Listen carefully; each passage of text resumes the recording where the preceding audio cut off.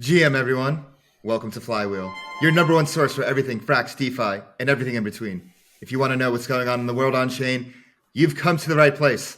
This is DeFi Dave here with capital K, and we are here to help you harness the power of the Flywheel. And on this rendition of Flywheel, we go into bridges, we go into AMMs, and we combine them together, put them in the oven like a cake, come out with a cake, and out comes Catalyst. We had on FrxETH and Jintao of Catalyst, and we go right into it. This is definitely a new concept to us, and it was really good having them on to explain what they're building, how they're different. Quite a unique proposition. Kit, what are your thoughts? Man, they are very well versed in this realm. Like they've clearly thought it out. They come from such great pedigree. And they take security first, which is what I love, especially when it comes to these kind of like super innovative, bleeding edge tech. So I think Catalyst is in good hands. And if you want to stay the bleeding edge of anything DeFi, make sure you subscribe to flywheeloutput.com. And we're going to go right into it. But first, hit that bell button and subscribe to our YouTube. Leave us a comment. Let us know what you think. Give us a like. Follow us on Twitter at FlywheelDeFi. Join the conversation on Telegram at FlywheelDeFi. You can follow me on Twitter at DeFiDave22. You can follow me at 0xcapital_K. And let's get the flywheel spinning.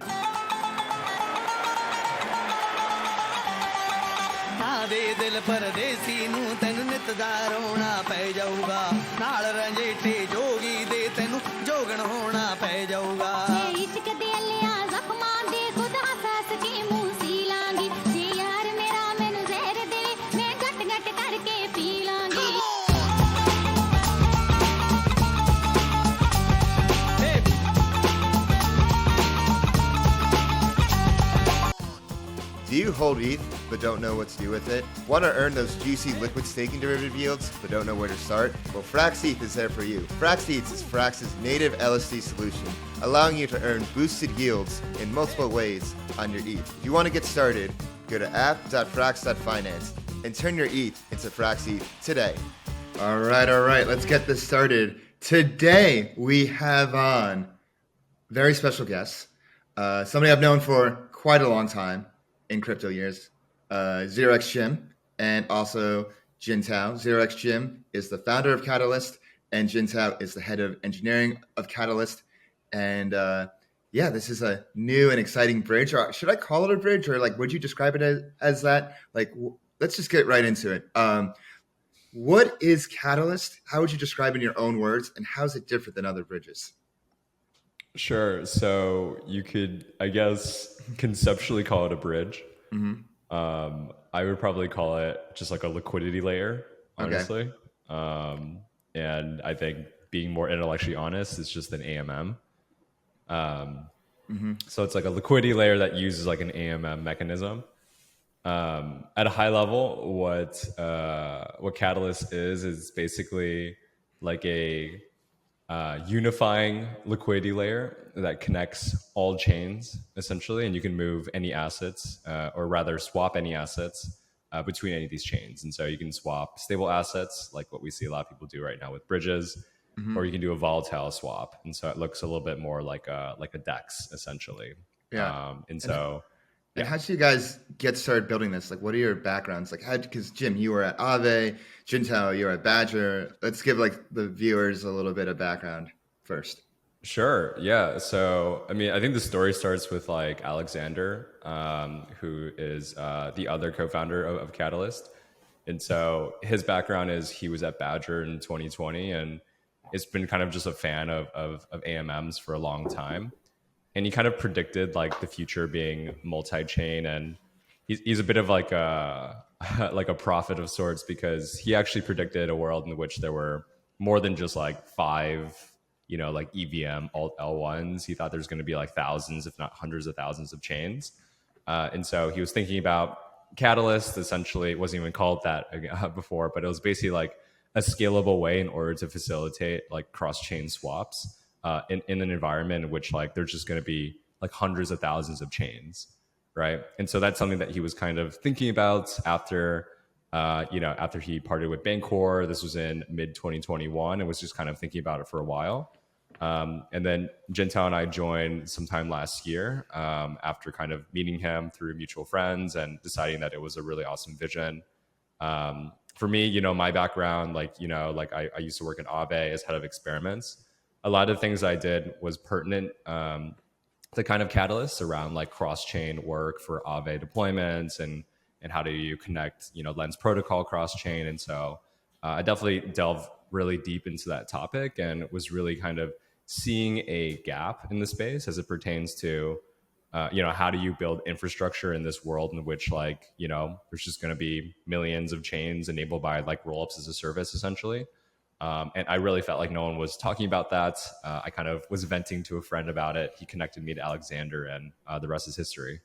And Jintao, what about you? Yeah, for me, I originally was working in like the medical device industry. Actually, We're going way back. We're gonna go off chain. way back, Go to the physical world. yeah, Literally medicine. yeah, corporate world, working on like personalized oncology tools, things like that. Eventually we got sent home to work from home during COVID, and like I moved to Boston at the time because my fiance was going to school there, and so like I had nothing really to do because everything was closed, and so I got like really into crypto. Eventually, like got into yield aggregators and working there, and that was fun. It was really a great 2 years. I mean, like I think we all know what happened during those 2 years. It was totally crazy. Lots of memorable times. But from medical devices to degenning, the Jintao story. Yeah, it was an interesting conversation with my boss when I told him I was quitting. And I'm like, oh, I'm gonna go work in crypto, and then my team lead was like, hey man, just in case, that's kind of dangerous. Just let me know if you. You can always come back. Yeah, exactly. He's like, hey, I don't think it's a good idea, but but yeah. So I worked in DeFi for I guess almost 2 years, and that was very interesting. But I mean, over that time period, the bear market kind of started, and that was when you kind of get a more clear head about like what's going on, what is DeFi, like what are like the really important things, and I end up getting into this thing where there's only like a few things that are really happening that are like really crucial that people will continue to use, and AMMs was one of them, like essentially swapping, lending, things like that. And like really, really wanting to kind of get my hands into something new because I had been on the fringe for a while and then got into it, and I was really looking to get into something that would be like a critical piece of the puzzle, right? And so this AMM kind of nerd sniped me a bit, and I had already nerds. I love that word. Drake on previous interview used that word as well, and I love it. It's like you get nerd sniped, and then you just fall down a rabbit hole. Yeah. So I mean, like one of our friends had been pushing me to talk with Alexander about it for a while, and my first conversation with him, I think he was more excited about it than I'd ever seen somebody talking about crypto be excited about an AMM. So that was cool. And I kind of just got sucked in from there. Yeah. And so it sounds like you guys at Catalyst, you're taking on bridges from the angle of AMMs. And so, AMMs, I think of like content product market makers. Is this a CP-AMM or is this something completely new and you're just approaching it from a whole different way? I would say, sorry, Mike was not close enough. Yeah. I would say it's definitely something new, but I think it's helpful for folks to ground on mental models that people kind of already understand. And so there is a component of Catalyst that is, like a constant product AMM that we know and love, right? And there's a component of it that is slightly different. And so the slightly different part is that you can actually change the invariant. Sorry, we're getting kind of deep into the math terms. Let's do it. Yeah. Let's do it. Yeah. Good. So basically, like you can kind of change the invariant such that it actually mimics the price movements that you want between different assets. Okay. What does invariant mean? It's basically like the slope of a curve. Okay. So like, X times Y equals K has like a very standard curve that we all know and love, and people, get it tattooed on them sometimes, me not personally. I mean, we have the ERC 721 tattoos, Jim. Yeah, but that's where I draw the line. Yeah, no pun intended. Yeah, but you know, you can actually like change that curve in order to have it be, I think, more accurately reflect the price and supply and demand dynamics that you have for different assets. And so, you know, one of the ways that we're doing that is actually we're changing the invariant for that's very efficient for stable swaps. And so, you know, everyone knows Curve, right? It's really efficient. The way it actually works underneath the hood isn't exactly like a constant product AMM, but we're kind of manipulating the invariant such that it has the same behaviors as Curve. And so you can have very efficient stable swaps in addition to it. And so it's kind of like the best of both worlds in the sense that you're getting like this volatile swap that people kind of understand the dynamics behind. And you're getting kind of more customization that allows for either stable swaps or allows for another kind of efficient price movement between two different assets. Okay, so you have the CP AMM that everybody knows and loves, but the innovation that you guys bring is how you adjust the invariant, or like how the invariant is manipulated to do certain things and certain swaps across chains. Is that a good way to put it? That's certainly like a level of customization that we allow at the protocol level. So when you're creating a pool, you can kind of, you know, allow for that kind of additional design space when you want to create a pool. And you can also, you know, change it after the fact, right? And so it's kind of like a living, like evolving kind of parameter that you can change. I wouldn't say that's necessarily like our key innovation. Okay. Our key innovation is actually how we actually construct these invariants. And you can actually think of it as like, because we're enabling it through cross-chain, right? So it's like you have one asset, and you're trying to, like on one chain, right? Let's say ETH and Ethereum, and you're trying to swap to, let's say, Matic on Polygon. Like, I literally did this morning. Yeah, well, and how did you do it? I'm curious. What was the process? It was annoying because I didn't have enough ETH in my wallet at first to like do the change that I want. I'm like, oh fuck. And so I had to like go to a different wallet to swap. And I use Bungee.exchange personally because that's just like a bridge aggregator, and it's just super easy just to like, you know, just bridge that. Just get instead of me having to check all these different bridges, I just go to an aggregator. It gets me the best price, best rate, and go. So that's how I did it.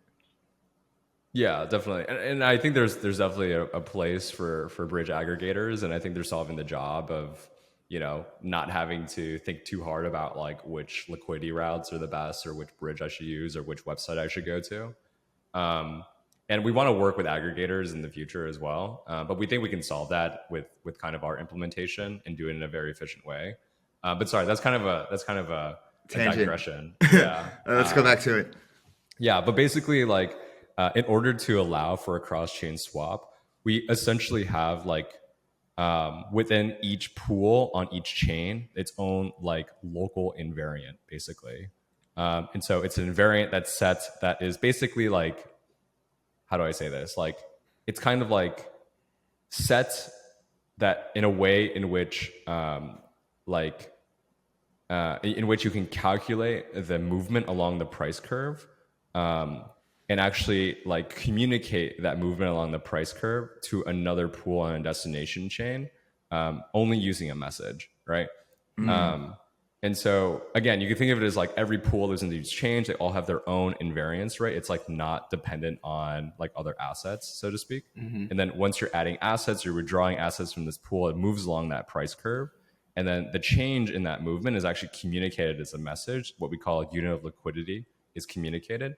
And then upon receipt from those chains, they can then, you know, calculate how many assets they need to withdraw from that pool or add to that pool and give it to the end user in the chain. And so again, this is all kind of like what's happening underneath the hood. But at the end of the day, the implications are like a much more secure, more efficient, and faster cross-chain swap, essentially. Yeah. All right, let's break down an example of this. So let's say I'm on two different chains. There's Ethereum and Polygon. There's Ethereum, I have Ethereum on ETH, Matic on Polygon, and there's two Catalyst pools, and each has their own invariant. They each have their own slope, and if whatever the change happens, or if I want to do a swap, it communicates to the other chain. You know what? I'm confusing myself here. It communicates to the other chain like what the value of the pool is and what is the proper rate for a swap. Is that correct? Basically. No? Okay. I would say. All right. I'm trying just to digest and marinate all this because I was reading the docs before, and I was trying to do my homework for this interview. And yeah, it seems like unit of liquidity is one of your key innovations as well, because has this accounting metric been used before, whether it's like on chain or whether it's in off chain or traditional finance or economics, or is unit of liquidity something completely novel and new? It's definitely new, I Okay. would say. I mean, just to be intellectually honest, like there's definitely been a few projects that have been around the like valence of the idea of unit liquidity, but this is definitely a net new kind of Mm-hmm. like way of thinking that we're bringing to the space. And so I would say the tried and true mechanism in order to enable a cross-chain swap has historically been using an intermediary token. And so you're basically using a token as an accounting mechanism, right? So, Mm-hmm. but there's kind of like drawbacks with that that we can kind of touch upon later. But basically, how it works is like, okay, like you'll swap something into like a synthetic asset, right? Like a bridge asset. And this is an asset that the protocol controls, so that now they can like either do a lock and mint, right? So like they lock it on the origin chain and then they mint it on the destination chain, or they'll do a burn and mint, right? Which is the same process, but they're just burning it on the origin chain. Again, it's just like a counting thing. And because they have full control over this, like they're able to basically keep the accounting correct, right? So it's like I swap ETH, I get, you know, wormhole USDC. Not calling it wormhole, but Mm-hmm. You get some sort of bridge asset that gets burned, right? So you're like, okay, I can burn X amount of, of this wrapped asset. You then remint that asset on the destination chain, right? The same amount, and then you can swap it out, right? And you can kind of see how like there's a lot of different trust assumptions and There's a a lot of lot of different steps. steps. Yeah, steps alone, and then assumptions on trust in order to enable that, right? So Yeah. it's like, okay, like I need to lock an asset on your origin chain. I need to make sure this locked asset is backed 1-to-1 on the destination chain, right? And so, and then still need to facilitate the swap. And so there's like multi-hop, which accrues slippage. There's liquidity inefficiencies because you need to have some form of like liquidity pool that allows for the swapping of the wrap asset to the real asset, right? And so looking through all these docs of a lot of these kind of historical implementations has been like a huge headache, right? They like walk through a transaction flow. You're like, I don't even know what's happening.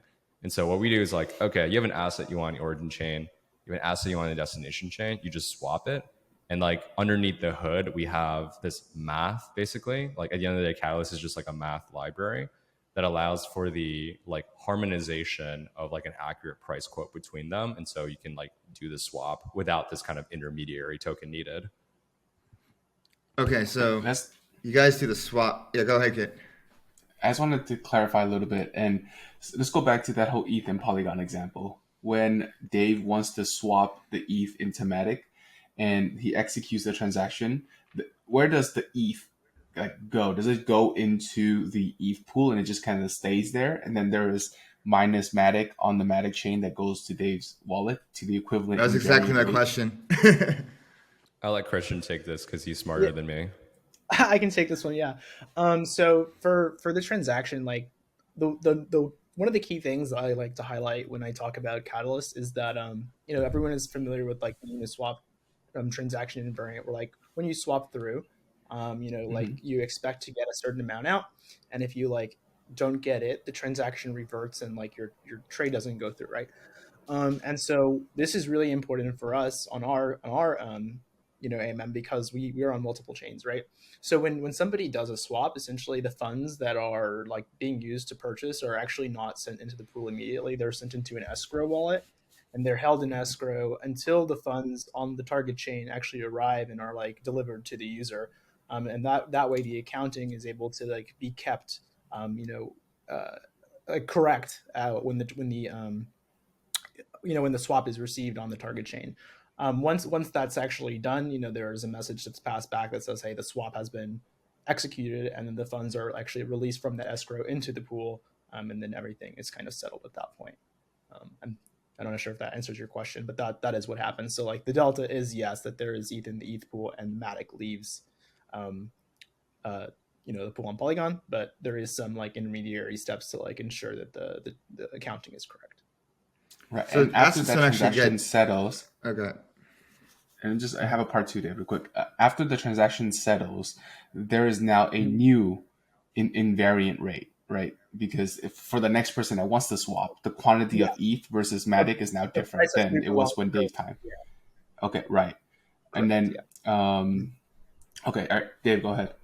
So assets don't get sent across chains. Do they? No. So like if there's a swap between ETH and Matic, there are ETH and Matic pools on Ethereum and ETH and Matic pools on Polygon, and that's where the actual swap happens. But the messaging for the accounting, the messaging is what is cross chain. There's no minting and burning cross chain. So okay, is that correct?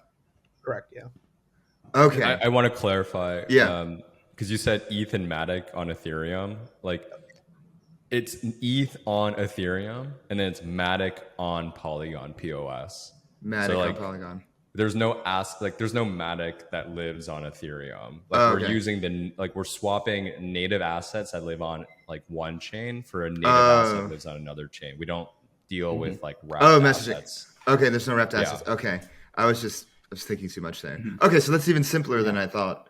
Yeah. What do you think has been holding back? Because you said earlier how the idea of unit of liquidity has been around for a bit, but you guys are really the first to take it to the forefront. What do you think has been holding back like unit of liquidity and your method of bridging happening in the first place? What do you think were the hurdles before, and why do you think now is the time for something like Catalyst to go live?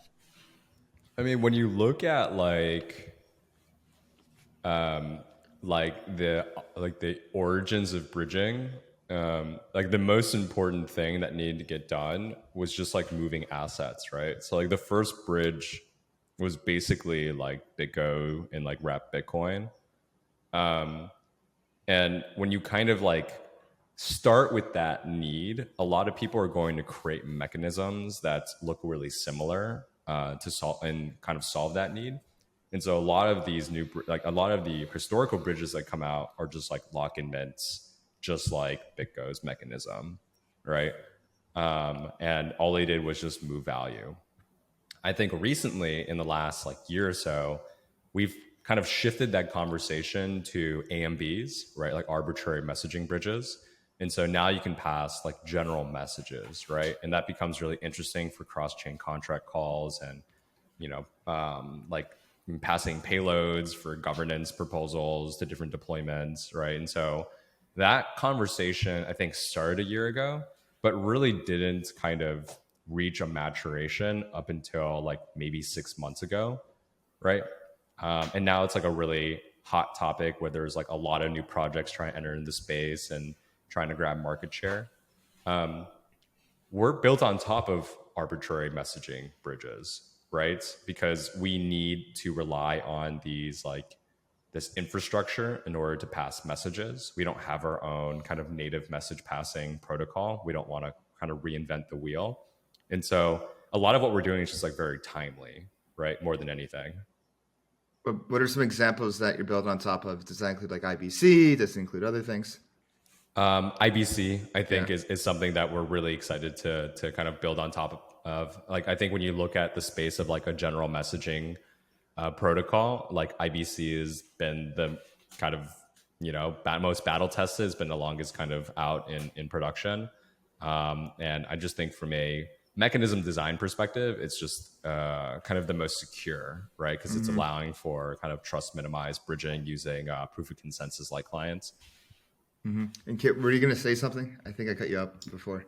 Yeah. I wanted to dig a little bit deeper into how, let's say I wanted to swap ETH on Ethereum for ETH on Matic.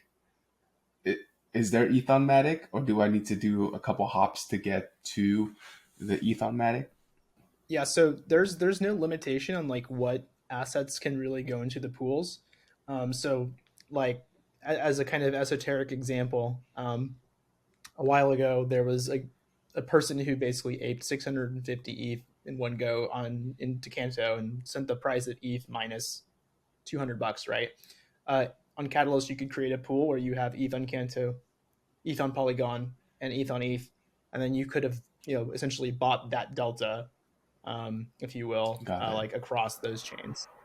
So you can have, like if someone has bridged an asset to another chain, like that asset there can still be used in the pool, and you can still swap to it. So it's kind of like, if you're bridging an asset over, like you bridge that ETH, that would be the Polygon ETH, but like instead you're just going from ETH directly to Polygon ETH without taking the bridge, I guess. It's kind of what would happen. Understood. But you guys would still have to rely on some bridged or wrapped asset by another provider. In the case of, like you're saying, for the native token itself. Correct. Yeah, I think the native tokens would have to be like bridged over. Yeah.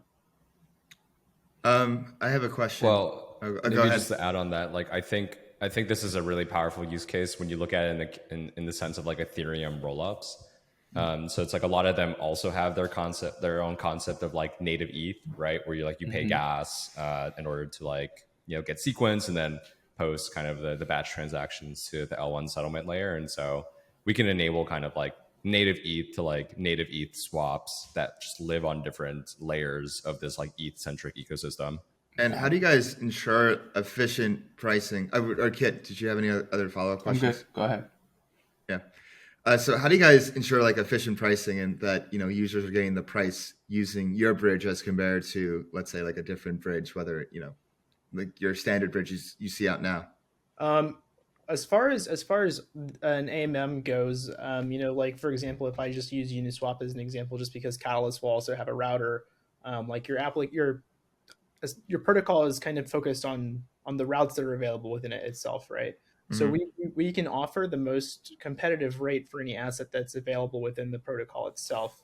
Should there be a more attractive rate on another protocol, I think it's almost always going to present itself in a market, because there will always be like some arbitrage, right? And so like on one day using somebody's bridge may be better than swapping across Catalyst, but that's not necessarily always the case. And ideally we would keep our asset pricing as competitive as possible, and we will encourage people to like take that delta to push the price into the appropriate direction. So yeah, got it.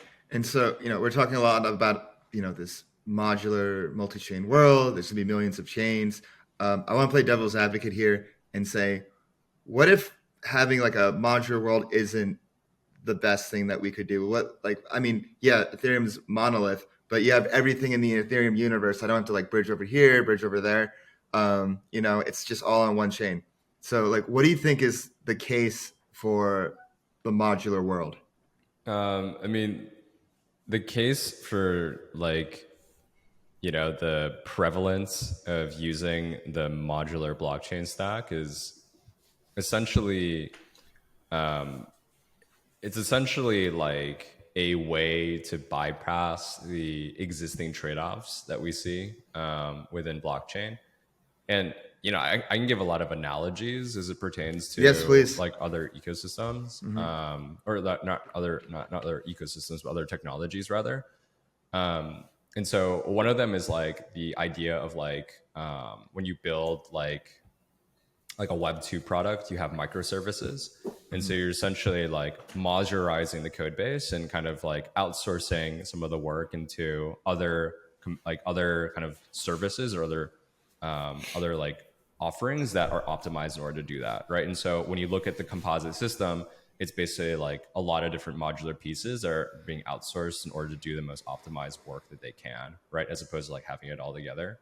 And so that's like a pretty good analogy. I think a fun analogy I like to give is like when you go to like a bodega and you're like, hey, like, can I have like, the daily special, right? And they just like give it to you and you're like, oh man, like there's like onions in here, right?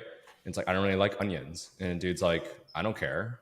Like, this is what you got. Like, you either get onions or you get nothing, right? Obviously not as one-to-one of an analogy, but I wouldn't go to that bodega.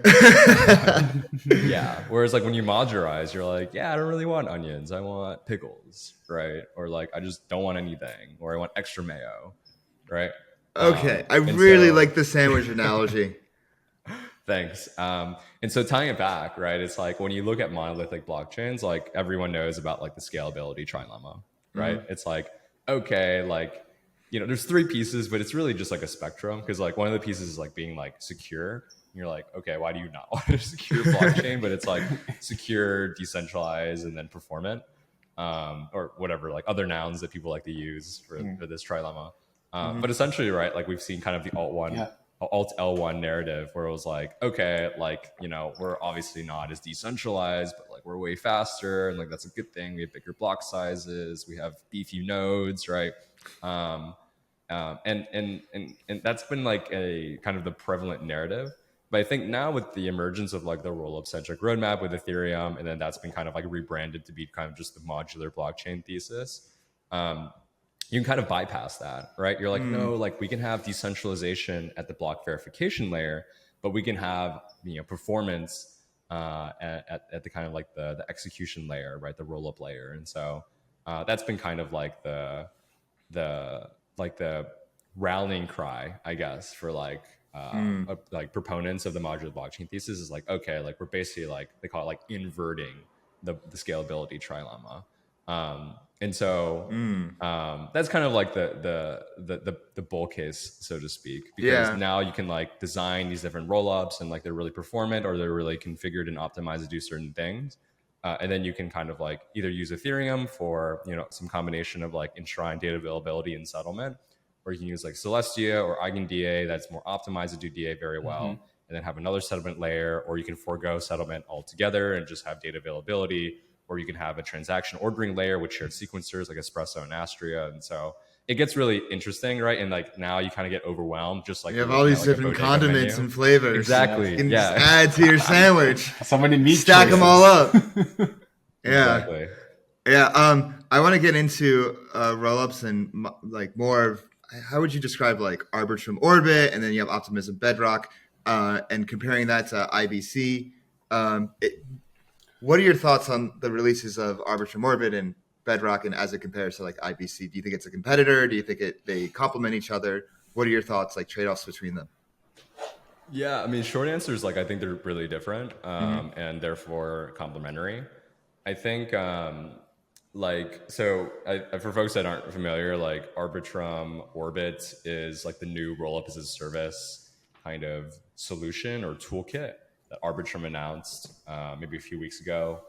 They did it, concurrently with their airdrop announcement, so I'm sure people didn't really pay attention to it too much. Free money. Yeah, totally. And so that's Orbit, and then Bedrock for Optimism is the same kind of ethos. I mean, I think they're calling it OP Stack, but Bedrock is kind of like their execution layer that you can run and fork, and it's kind of like a Geth equivalent essentially. So that's kind of like what those are, right? And the kind of purpose of them is basically providing really easy tools in order to easily spin up a rollup using kind of the infrastructure and the frameworks that they've set up. And I think the best analogy for like what those things are is basically like the Cosmos SDK, right? As opposed to IBC. So it's like the Cosmos SDK is this kind of developer toolkit that you can use in order to spin up your own sovereign app chain. And you have like different modules that you can slot into it, right? You can have like they call it like the bank module for like accounts. You have an interest accruing module, stuff like that, right? But then one of the modules that you have within Cosmos SDK is the IBC module, right? And that's the actual native messaging capability that you can have within the SDK. And so again, going back to the analogy of like, or like going back to the example of Orbit and OP Stack, like they need modules, right? Like that's kind of like their whole shtick. Like they want to modularize this toolkit in order to give people a lot of choice in what they want to build. And a lot of them haven't really thought of what it means to have like a messaging module, right? And kind of adding that catalyst, a lot of them haven't thought about what does it mean to have a liquidity module? What does it mean to actually facilitate swaps right out of the box? So you guys do the liquidity module in this modular approach. Yeah, exactly. Okay. Exactly. So what other modules do you think are missing? I think like when you look at building like a roll-up as a service, you have to think about all the stuff that needs to get recreated in order to enable like a blockchain. So it's things like RPC endpoints, block explorers, wallets, data indexing, right? And so it's like a lot of DevOps stuff, a lot of infra stuff that's, I think we kind of just take for granted now. It's like, yeah, we have Alchemy, we have Etherscan, we have all these things, but it's like, okay, like that stuff doesn't really work when you have a new chain, right? And so that's like other it's stuff like how that can you people need to build create. it's like how can you build that so it's ready out the box for all these different chains that are going to come online in the future? Is anybody doing that? Yeah, definitely. Okay. There's a lot of folks thinking about it. Existing companies, I would say, that we're all familiar with in infra space are, I think, mindful of that. This is a potential reality they need to address. Yeah. And like, how do you build how do you build like a block explorer that's like, like anytime a new chain spun up, it's like, oh, it just works, right? It's already indexed. It just works. It has a UI, it has an API, it has all these things. Like that's really hard, right? But it's necessary if we want like millions of rollups, right? Yeah, I'm reminded. I'm reading this book now called, the Master Switch. It's about new innovations, and I just got to this chapter about when the internet was coming online and when TCP was developed, and they were basically like, if you want to interact with us, you have to implement the TCP protocol, otherwise you can't connect to the internet. And like them being stern on that standard is like why we have the internet today and why we can send packets back and forth and all that fun stuff. So like I'm thinking like when it comes to like all these DevOps infra, it's like everybody should will probably have like the same Etherscan standard or same this and that. But it's like how can you balance having a standard with like innovation at the same time? Does that make sense? Maybe not. Maybe not. I just went on a little tangent there. But that's the first thing that comes to my head is like, oh, the great thing about standards is like you can just have so many, right? And so we need a new standard. Yeah. But I mean, it would be nice to have something like that. I definitely agree. I'm definitely a big proponent of that. Yeah. So question for you guys. A standard that's sorry. That's good. Go, Jim. No, go ahead. A good thing that happens from like having a universal standard is that you don't have to like really think about it anymore. Like obviously, like the Jintao's point, like it's hard to get to a point where like there's like social consensus around a standard. Everyone's like, I want my standard, but once you get it, like you don't have to think about it anymore, and like that helps innovation a lot, right? Yeah. It's like when everyone was like, yeah, like we do like TCP/IP. It's like cool. Well, now we don't think about how packets are communicating anymore. Awesome. Yeah. Like, let's move up the stack. Like move up the stack. Other things now. Yeah. Or I'll even go like more based time. Time is just a protocol. We just all agreed on it. It's like, okay, the time right now it's 12:54. The original standard. Time zones. Yeah. Yeah. Kit, what are you gonna ask? Yeah, I was gonna say, like, speaking of all these standards and stuff, like, do you guys have a kind of like internal standards on which kind of chain you want to work with? Like, it must meet certain criteria, have certain standards already implemented for you to even onboard them? Or can people like permissionlessly connect to Catalyst? I think the vision of Catalyst and what we're kind of building towards is for permissionless connection. So it's like anyone can spin up a new chain, and Catalyst is just there out of the box. And the way that Catalyst is kind of instrumented as a protocol means that you can start, swapping. You can set up a pool between any other chain, right? And so that's kind of what our ethos is. So we don't really have like criteria, so to speak, in that view. Obviously, like that's something that we're working towards in a path that's going to span a few years. And so to start, we're going to obviously be mindful of where we deploy, and that's just going to be more of like a business case, as well as just like what where are we seeing kind of the need. I want to go back to when we were talking about different modular functions of you guys, the liquidity layer. That's going to be a DevOps layer. I want to talk about the stablecoin layer. How could Frax, be, the modular stablecoin for all these different chains? Because we talk about Frax chain and stuff. So I'm curious, like, what it would be your take on a stablecoin in this multi-chain modular world? Yeah, so I'll hop in here. So I've used Frax on a bunch of like weird chains. What's the most random chain? It's I think it was like Moonbeam, or what was like that? I knew it was gonna be Moonbeam. It has to be Moonbeam. Hey, there was a really nice farm there. I can imagine. But Yeah, go ahead. yeah, I think that what you guys have going on is something that, like, and please correct me if I'm wrong, but essentially what I was noticing was that there was like a canonical Frax on these chains, and then there was like a bridge Frax. And so like when you would go between, like, you would, basically switch to this bridge Frax for the unit of account, you would send That's the old version of the bridge, but yes. Okay, so that it's been a little bit since I've used that one. But Mhm. like I think the big part is like finding like Frax having like its own canonical deployment on all these chains allows it, like, fits really good, at least in my head, into the paradigm of like what is Catalyst, because we're really wanting to have people swap native assets, and if Frax is like native on all of these different chains, like, you don't have to go through that same process, which was a bit confusing when I originally did it. Right. It is confusing, yeah. It is. It's Because you have a And so, canonical like, Frax. to be able to swap back and forth like that is definitely a very helpful thing. And even further than that, like, I don't know if Frax is like redeemable on all these chains, but I'll just pick USDC as an example between Avalanche and Ethereum. Like, something like that setup where you're able to like swap back and forth and have redemption capabilities on both of those chains as well, whatever that might look like, is something that is going to be important. And I don't know, like, I haven't seen it, like, the Frax redemption model recently. So so the new version of Frax bridging is with Frax Ferry. It's not a bridge, it's a ferry, and it's a really slow but safe bridge.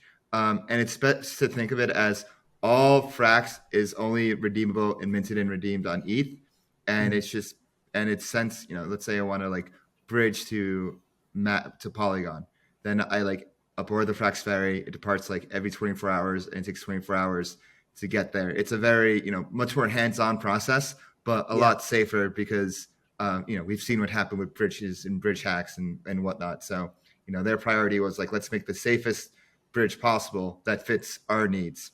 And so that's why like all Frax is just, just redeemable on ETH. And then, does that make sense? Yeah, I think it does make sense. And I think if somebody is like too lazy for the ferry, they can use Catalyst. Exactly. They're too lazy. Set up 2 Frax pools. Honestly, like something I could see in the future is that to be a gauge for the Frax pools on like Matic, on ETH, on Moonbeam, wherever. I will say this one thing is, like, and I brought this up earlier, was like, essentially the single asset multi-chain pool. It's kind of a weird idea, but if you had you could essentially create a pool of only Frax on all of these chains, and essentially like build liquidity with Frax on all the chains, and then the people who are like getting into this pool, like, they only have Frax exposure. So it's like a kind of interesting, like, single asset, single side, but not actually single sided pool that you are like able to, and potentially farm like liquidity, right? Which is not something that you really see much of, or I don't know about any of, outside of maybe a vault, but generally they're running some other strategy behind that, right? Where you're not really able to deposit like one asset in a pool. Wait, repeat. Let's break that down a bit. Can you go into detail about like what you mean about like this? Yeah, so let's say that Frax is like, it's deployed on like several chains, right? Let's just say Ethereum. Well, let's use Moonbeam and I don't know, Polygon, whatever. And so like if you had this Polygon, Moonbeam, Ethereum Frax pool, it could be Frax, Frax, and Frax on all of those different chains, and you can trade Frax through those chains. And like the people who are providing liquidity are providing it solely in Frax.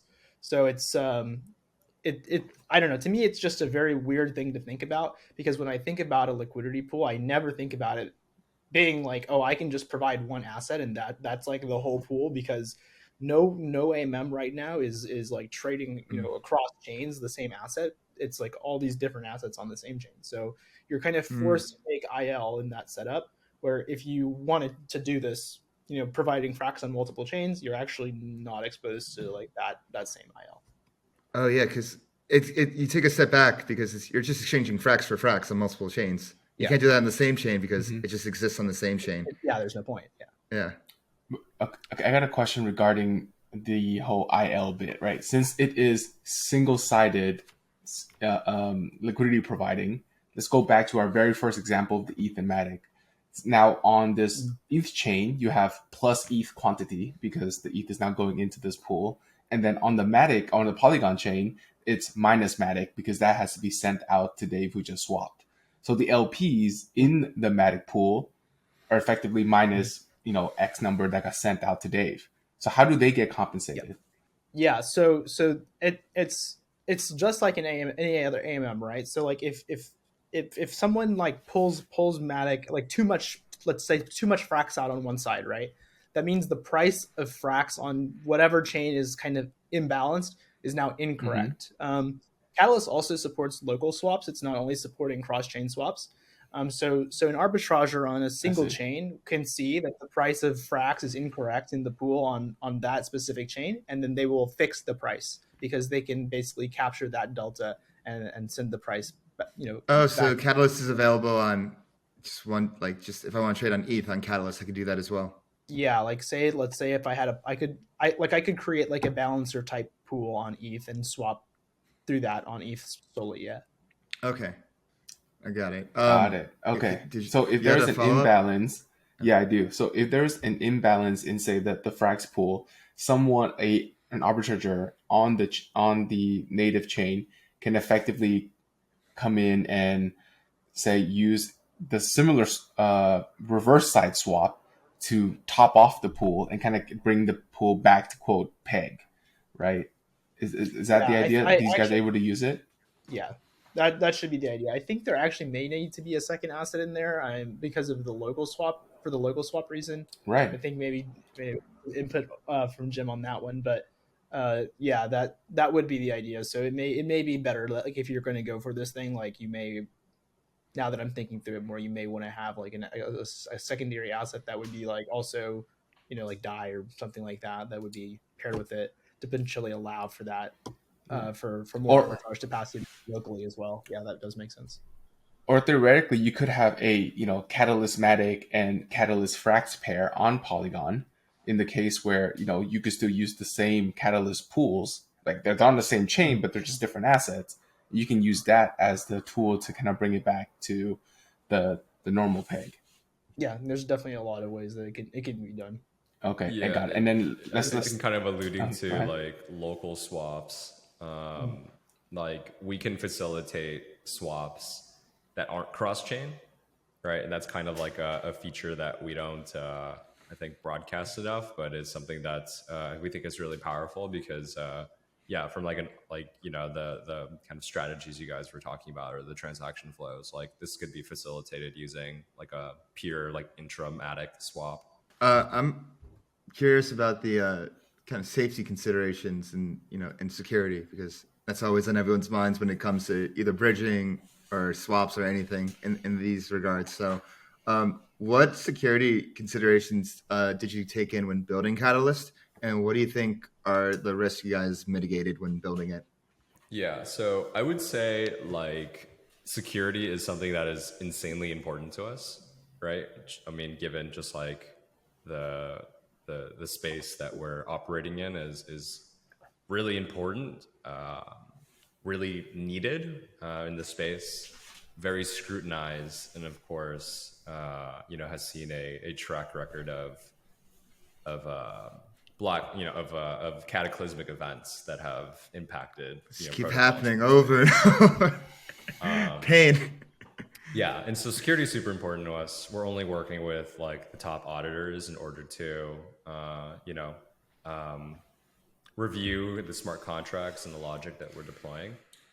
When you look at Catalyst from like a mech design perspective, right? Like let's set aside like implementation kind of exploits, but like when you look at it from a mech design perspective, the only way in which Catalyst can kind of be open to like an exploitation is through passing an erroneous message, right? And so, you're going through your transaction flow, you calculate liquidity, you're passing as a message cross chain, it's received, and then you withdraw the wrong amount of liquidity because you've passed an erroneous message, right? And so we mitigate that by using only, I think, to start, trust minimized interoperability protocols in order to pass that message, right? And so when I mean by trust minimized, I basically mean like native verification. So it's like one chain is part of the consensus of another chain and they point at each other. And so that you're able to know that, yes, indeed, something has been included into a chain on the origin side, and therefore I can believe the validity of the message that's coming in, me being, the destination chain in this instance. And so that's kind of the mitigation on that end. With that said, there's like two other things that we're deploying from a security perspective, because we're just, you guys care. No stone unturned. Yeah, you guys care. In this topic. Yeah. And so Catalyst, we care. Yeah, exactly. Catalyst cares. Catalyst cares. In the heart. But what was I gonna say? Other security riff that we just had. It's been a lot of fun riffs in here.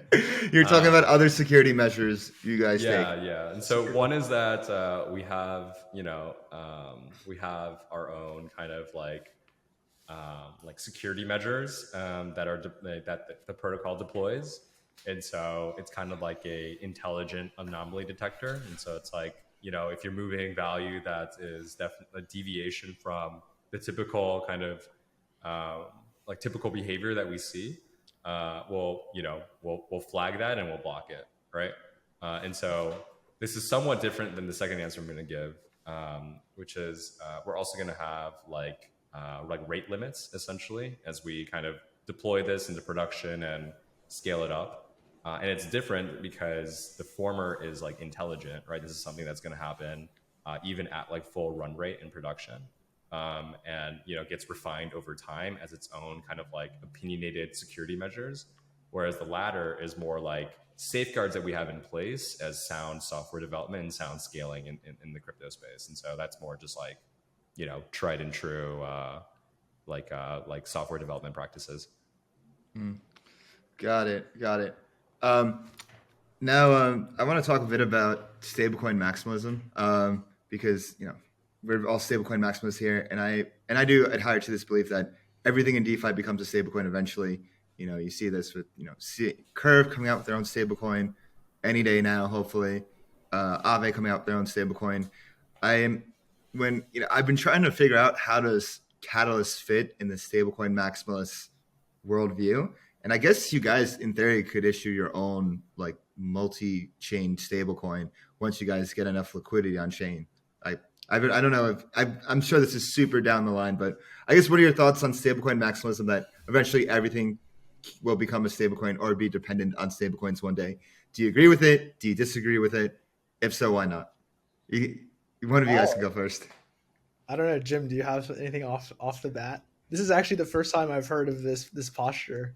Like someone posed this to me, so I need to think about it for a second. You saw the question list, man. Yeah, I know I did see the question list. I guess stablecoin maximalism is new. It was debuted at ETH Denver, so Yeah, like it's just still a new concept in the sense that my like I haven't, you know what I mean? Like I think it's interesting. Yeah. For us personally, I hadn't really thought about it, and I think that's because we have some more challenges on our plate as far as like having multiple chains in the mix right off the bat. But I do think that it's very clear that a lot of people are like pushing to start to use their own liquidity to create a stable coin. I think it's an interesting trend. I think the main thing for me is going to be just to see like once these things come out, like the actual usage they have, like how many people are like actually wanting to actively utilize the stable coin. Because one of the biggest things that you need as a stable coin is liquidity, and just show your own bags here. I think Frax has significant amounts of liquidity. So, like that's kind of one of the most attractive things of like a stable coin needs, right? Like I want to be able to trade my stable coin for potentially other stable coins or for an asset and get the fair market rate for what it should be. And I know it'll be interesting to see like if these kinds of things are able to generate liquidity and maintain liquidity in the future. And so I guess while I observe the trend, I'm not sure how I feel about it quite yet. Yeah. I mean, I think like in essence, like stablecoin maximalism is like just like a pursuit of like capital efficiency in many ways, right? It's like, okay, like I have all this like liquidity here. Like a lot of it doesn't really do anything. Like, how do I have it do something, right? or like said differently, like how do you have like 100% utilization of like, what you have at your disposal as a protocol. And so in that vein, like I think that's a pretty, relevant pursuit for any DeFi protocol, right? The chase for capital efficiency. We think about capital efficiency all the time, right? What does that look like in the form of liquidity reuse and smart rehypothecation, and eventually over time, other mechanisms that allow for, the efficient deployment and efficient use of liquidity in order to facilitate cross-chain value transfers. So yeah, I mean, I agree in that perspective. I think broadly, like I just like stable coins. I mean, I think I think that's abundantly clear now that stable coins are important, and people are still thinking about, what is the right mechanism design for stable coins and allow to give it the capital efficiency that we see with fiat, right, as it stands right now. And it doesn't have to just be like, USD, like hegemony. It could be, stable coins of any shape or form, right? I think we see some Euro kind of implementations coming up. We see a franc kind of implementation that's somewhat interesting. And so definitely like in the vein of like, yeah, like, stable coins as a store value, sorry, not a store value, but stable coins as a unit of exchange built on top of this like global permissionless and borderline instantaneous payment network is Bless you. super fascinating. The killer use case of crypto, stablecoins. Yes. Now, Jintao, I want to shift over. I just want to talk about the state of DeFi today, because we had a very interesting conversation at ETH Denver, which really like was one of the things that sparked wanting me to have Catalyst on here so I can just pick your brain about DeFi. So let's start off. What is one unpopular DeFi opinion that you have?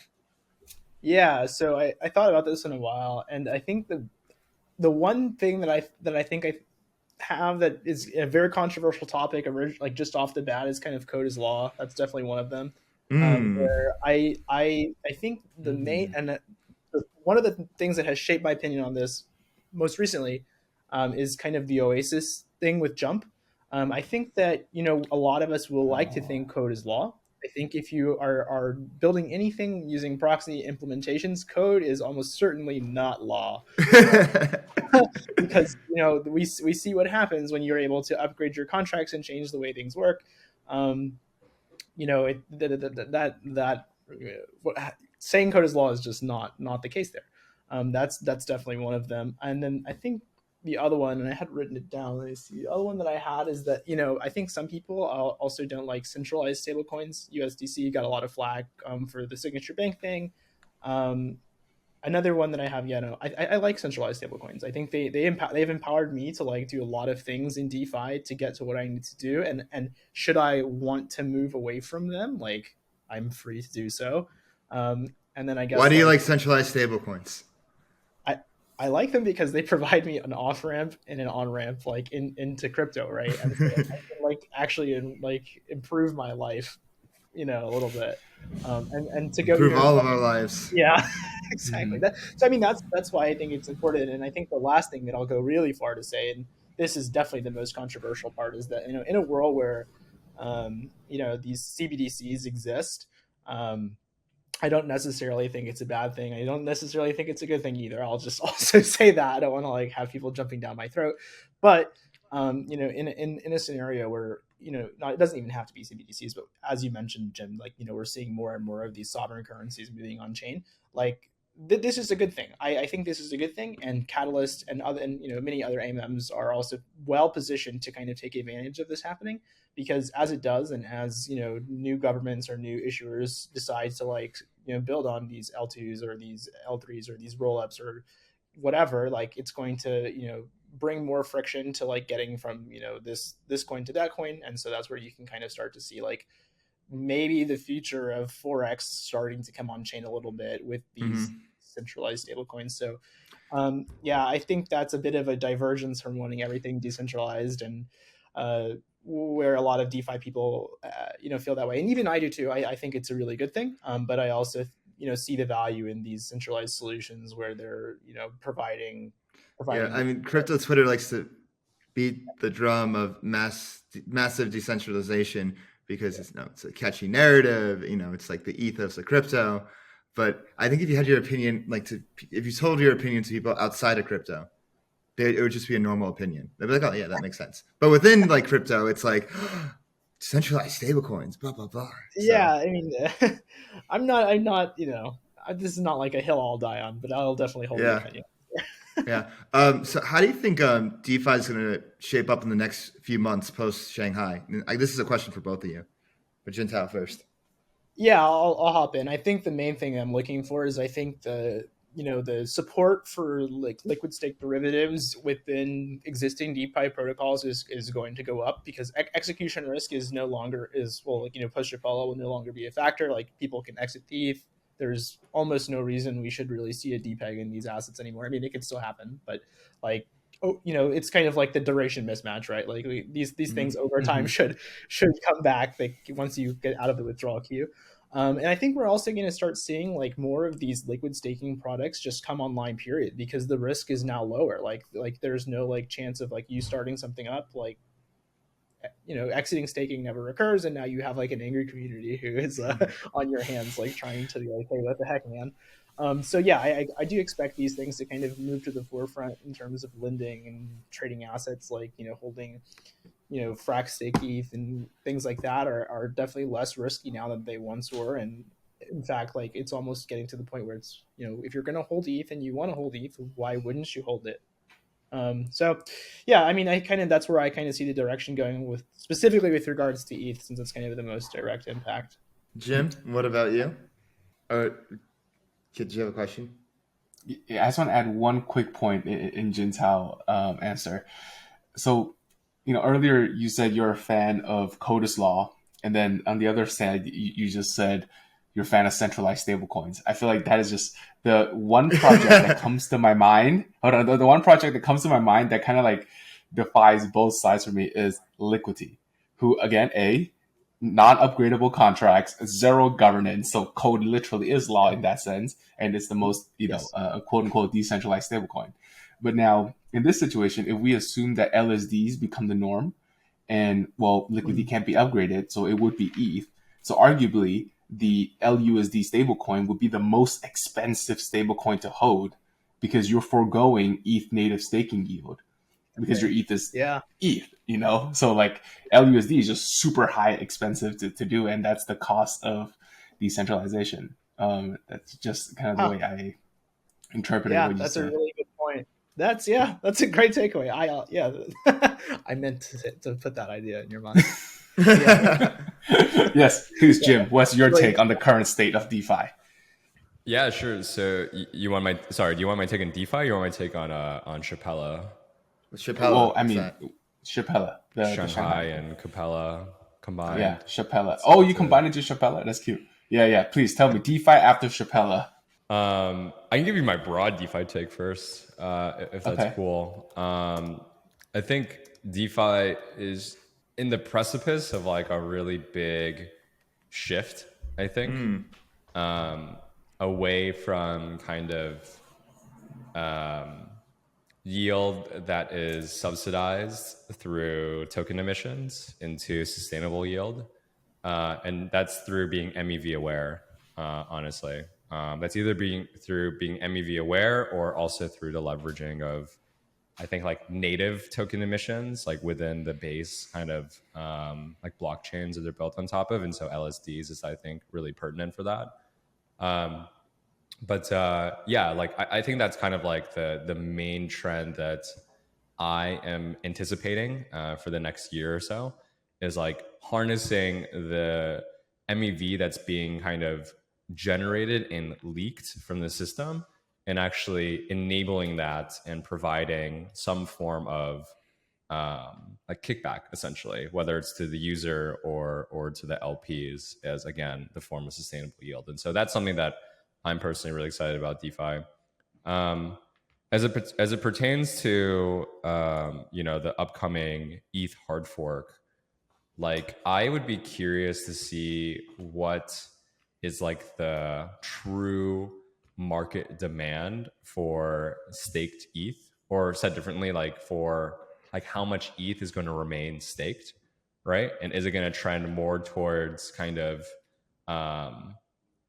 more towards kind of existing proof of stake networks that we see, and kind of their kind of threshold between staking and kind of float in the world, or is that like going to be extra bullish for people to stake even more because now they have like the optionality to withdraw, right? And so we'll be curious to see how that kind of unfolds.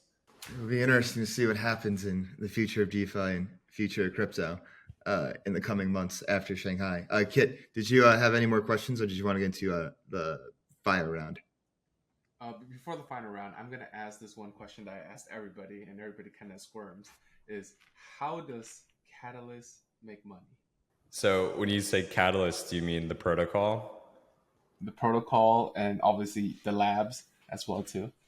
So the protocol essentially has like an economics model that's not too dissimilar that we see in the wild right now. And so one of them, of course, is the optionality to have like capturing like a proportion of swap fees, right? And so that's kind of mimics what we see with Sushi Swap and some other AMMs. I think there's a lot of discussion as it pertains to cross-chain messaging protocols on what monetization looks like. And I think one of them is essentially like gas spreads. And so like you can kind of like take inventory on gas essentially, or take inventory on gas tokens and then pay for gas in that perspective. And because you're taking on that inventory risk, you can kind of like charge a spread for those gas payments. And so that is kind of another revenue kind of lever that the protocol can generate. As far as a labs entity, we're a software development company contributing to open source software. So beautiful. We're just vibing. We're just vibing. Same. Okay, I'm just cool. We're just vibing here at Flywheel. Yeah. Yes. Should we get started on the? Yes. At the end of all of these pod series, we like to ask a couple of, rapid fire lightning round questions just to get to know, the human behind the builder. And, let's start this one off with Jim here. Jim, what was your virgin crypto experience?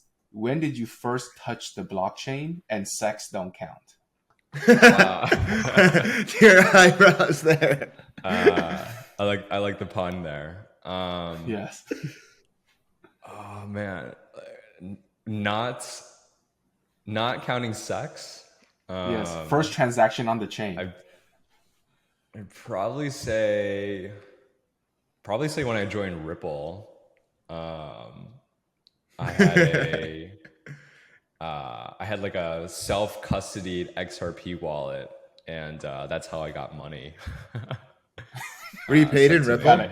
As in XRP, partly, yeah. XRP, so, yeah. Payroll. Yeah, it was like 2018 or so. Such the most wholesome way to be inundated into crypto through payroll. Okay, Jintao, how about you? Yeah, my first one was actually staking ETH in Compound. I was trying to save up for a validator. I was like 2018 or 2019, something like that. Nice. Wow. Okay, DeFi OG. And then second question is, what is your favorite off-chain touch grass activity? What are some of your hobbies and interests? Let's start with Jintao and then Jim. Yeah, definitely like to go like outside hiking around. Touch grass. Literally touch grass, yeah.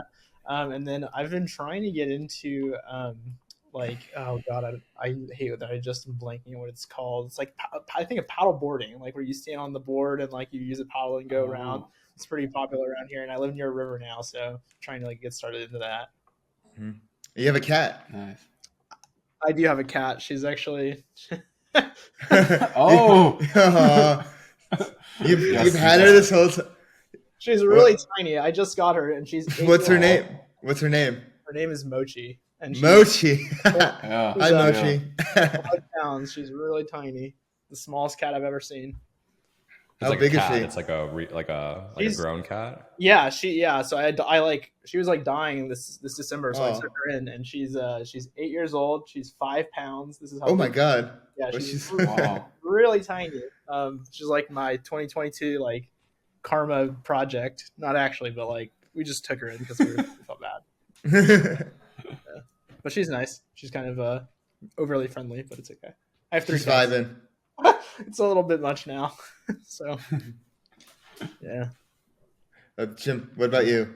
My like wholesome answer would have been hiking, I'd say. What about your not wholesome answer? Yeah, I mean, for Yes. the sake of like variety of answer, I would say that what I like doing is I like going out and listening to techno music for ideally 8+ hours at a time.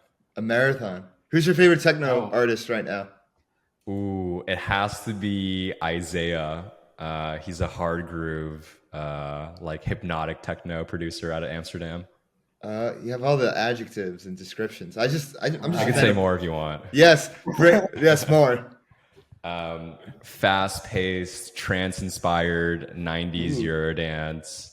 I don't know. I can keep going if you want. Wow. I just like my Boris Brejcha. I'm a simple man, but It's good. Yeah. he's my favorite, honestly, in terms of techno.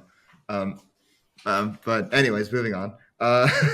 So, Jim, what would be your advice to your younger self? I'd probably say buy ETH. No, it can't be that.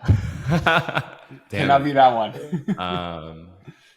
I'd probably say like stop browsing Reddit so much.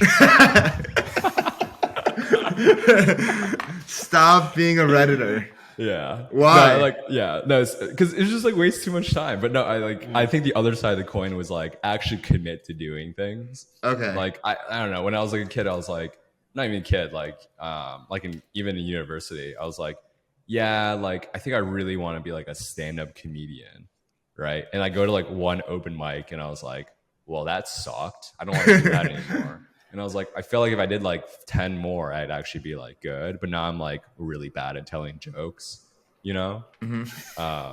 So yeah, just like sticking to it, you know, like pushing through like the initial like shittiness. That's good advice. Jintao, what about you? Yeah, for me, mine would definitely be to get out it sooner. I like graduated and I was like doing my corporate job, feeling very cushy, you know what I mean? And like You're comfortable I was comfortable. I was in living medical out- device land. They exactly. take care of you. You know, they don't teach you all these things that are broken with the financial system and burn it all down. So once I opened my eyes, you know, no, but yeah, really, I would have liked to get more involved with like learning dev on the blockchain and Ethereum because I feel like I caught up like multiple years when I could have just been so ahead of the curve, and I kind of feel like I missed out. But that would be my such a favorite. lame answer, dude. Dude, it's true. Oh. I got nerd sniped so hard by Ethereum when I first. started. developed more in my free time. I need more green boxes on my GitHub. Yeah. Jintao does not need more green boxes. Instead of buy ETH, I say develop on ETH, get flamed. Okay, all right. And then final question to close this out here is, if you weren't working in crypto or finance or tech, what would your professional career be? And for Jim, I want you to go down this stand-up comedy path. Please tell us more about that. Nah, I mean, I wouldn't be a stand-up comedian because, like, I don't know. I feel like I'm just like not that funny, you know? You have a great Twitter. What are you talking about? You can be a thank character. you. I mean, the humor comes from me attempting to. My favorite was when you were like different characters. Like one week you were like a YC like person. The next week you were like a Anon Degen. It was great. Yeah. Where's It that, doesn't Jim? translate IRL, you know? Yeah, different mediums. Yeah, I would say if I weren't doing like a computery job, I'd probably like be an event organizer. I'd probably like throw parties. Nice. Cool. Maybe you Okay, throw Jintao. catalyst parties when you guys. Yeah. I actually was thinking about saying the same thing too. I was like, You got- be like throwing events. But the other thing that I like to do is I maybe could consider like trying to be a chef or like a baker or something.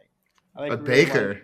yeah, I really like making food and like various like recipes and like putting stuff together. So I think that could have been another path for me in another life. Nice. Oh, cool. Nice. This is making me hungry. And on that note, guys, thank you so much for coming on. Where can they find you? Where can they find you, and where can they find Catalyst?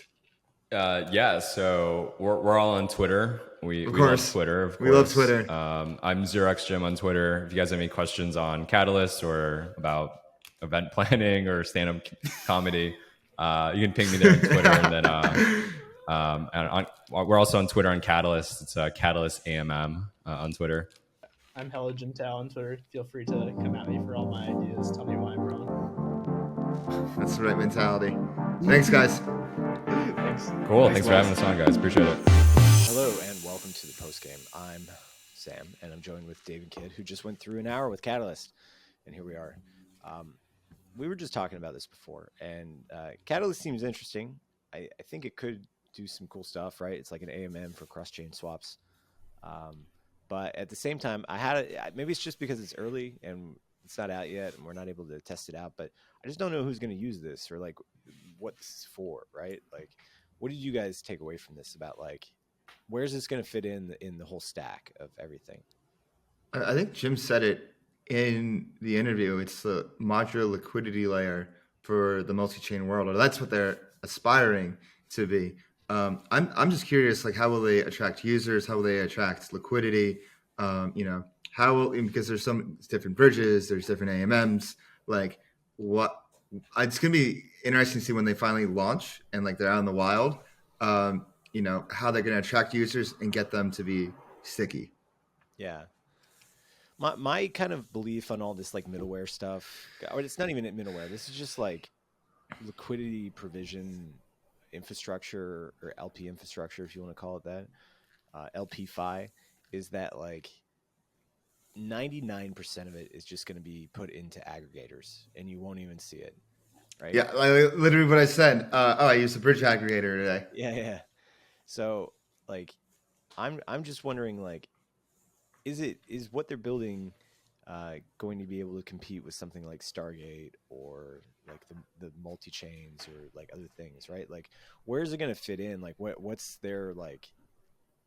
I mean, they have a lot less steps in their bridging process, and I think that's really what makes it key for them compared to other bridges. Instead of like it being wrapped or there to be like minting and redeeming, it's just a cross-chain message. Yeah, but okay. So coming back to the aggregators though, like when DeFi Llama builds it into their swap thing, right? Like to go from one chain to another, like, is it going to matter whether there's like 2 steps that you have to go through or 3 steps that you have to go through? Like I don't think so, honestly. If you put it that way, like people just want to do the swap in the quickest, easiest, and cheapest way possible. Yeah, exactly. And so like, I think there's a bit of a race to the bottom with all this stuff, right? So like, I don't think maybe the guys, we should ask them about this and put it into the article, but like, is their efficiency going to be better than everybody else, right? So compared to like all the other competitors, are they going to be more efficient in their cross-chain swaps on like a dollar for dollar basis? And especially in these L2s where you're talking about cents on the literal cents on the dollar to go between the chains, right? Because of the transactions and stuff. Like where's their efficiency going to come from? And can they race to the bottom better than everybody else?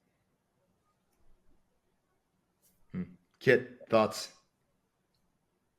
I really hope it's in the tech and they actually are able to be much more efficient than the other people.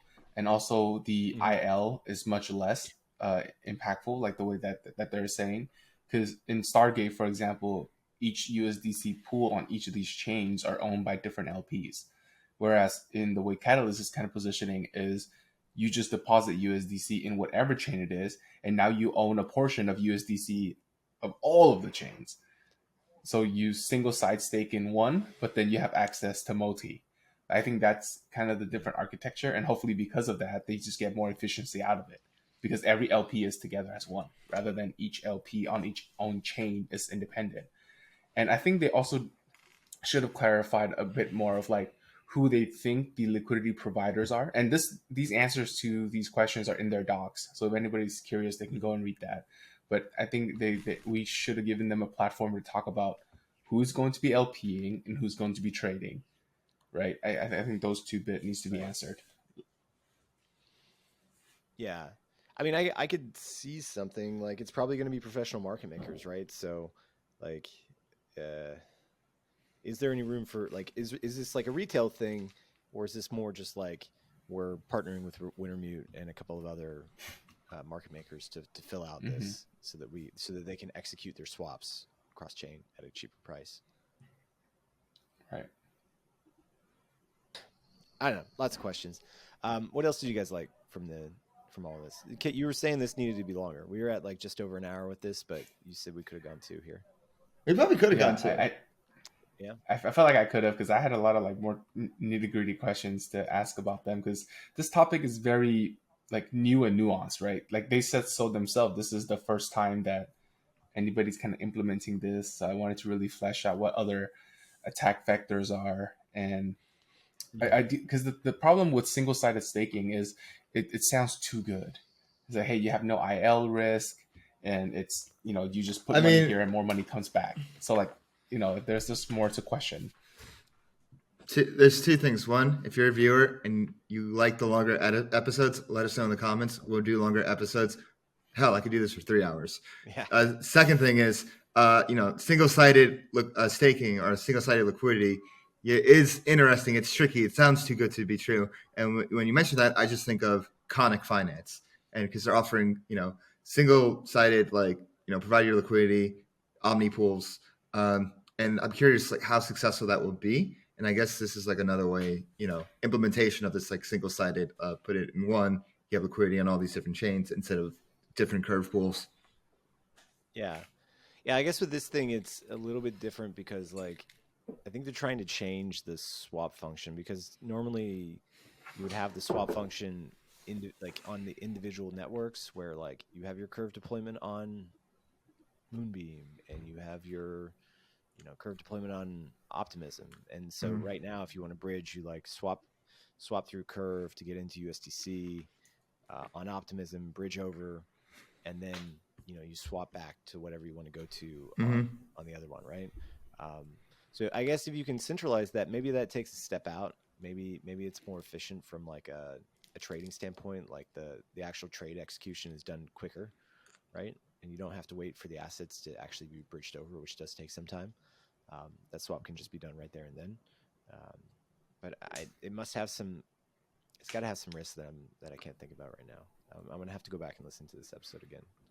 Well, I'm gonna listen to it anyway when I do the production on it. But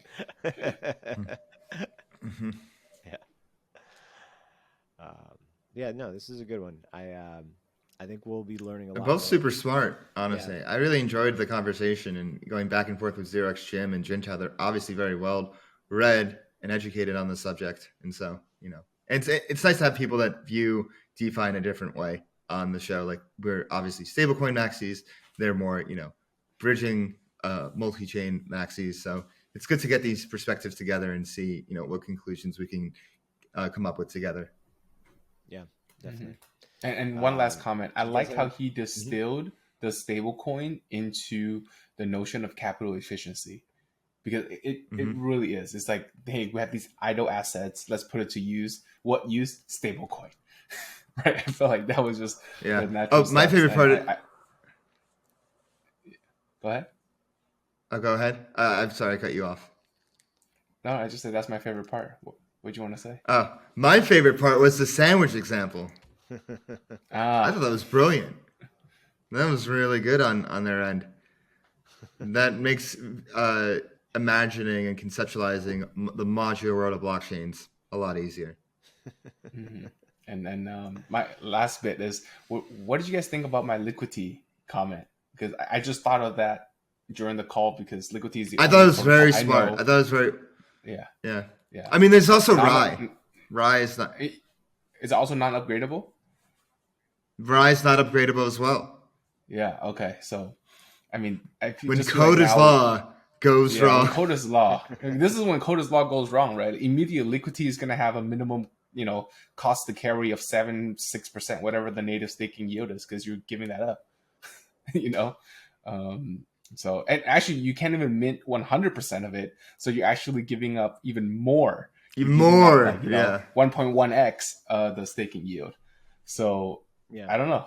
This seems kind of bearish for Liquidity, but anyways, that's just my take from it. Yep. And on that note, thank you everyone for joining us on this rendition of Flywheel. We're here every week, and if you want to know when we drop these episodes and then some, hit that bell button, subscribe, let us know what you like and dislike in the comments. Give us a like, just cause. Make sure you follow us on Twitter at FlywheelDeFi. You can follow me on Twitter at DeFiDay22, and don't forget to join the conversation at FlywheelDeFi on Telegram. You can follow me at 0xcapital_K. And I'm at traders_insight. It's gonna. And we'll see you next week. See you next week. Peace.